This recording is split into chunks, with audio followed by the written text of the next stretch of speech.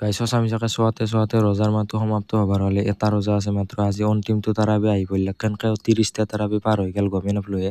হে guys hello' and welcome back to my another new blog. আৰু এতিয়া মানে বহুত দিনৰ মূৰত আজি চুলি দাড়িখিনি কাটিব লাগিব মানে ই দেখিনে মাত্ৰ মাজত একদিন বা দুদিন ধৰি লওক এনেকুৱা আছে সেইকাৰণে এতিয়া কাটিব লাগিল বহুত বেছি হৈ গৈছে কাবেৰী সিঙৰ দৰে। এতিয়া চুলি কাটিব যাওঁ পুৱা উঠি কিনে আৰু এতিয়া টাইম কিমান হ'লে 8টা বাজিছে মাত্ৰ মানে ইমান সোনকালে উঠিছোঁ আজি চুলি দাড়ি কটাৰ কাৰণে।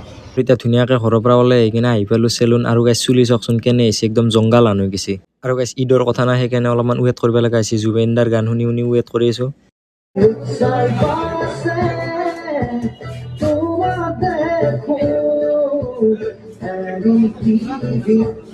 আৰু গাইছ ফাইনেলি মোৰ পালা আহি গ'ল ধুনীয়াকে এতিয়া চুলি কেইটা কাটি ললো আৰু গাইছ কেনে আহিছে একবাৰ কৈ দিবচোন।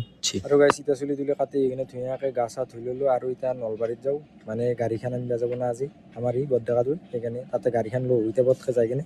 আৰু গাইছ এতিয়া ধুনীয়াকে আহি পালো শ্ব'ৰুম আৰু গাইছ শ্ব'ৰুমত আহি কিনে এটা কথা হৈছে মানে কি আমি কলা গাড়ীখন মানে চেঞ্জ কৰি দিলো এতিয়া বগাখন ভাল লাগিল বোলে সেইকাৰণে বগাখন বুক কৰি দিলো।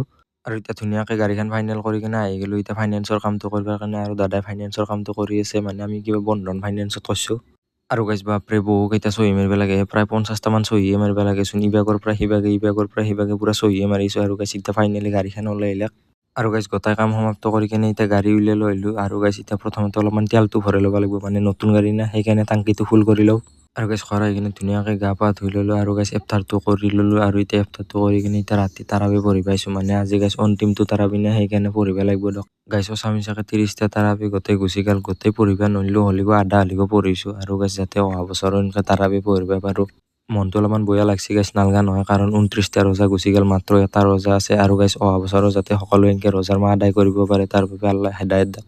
দ্যাটছ ফৰ টুডে গাইছ, সি ইউ সুন।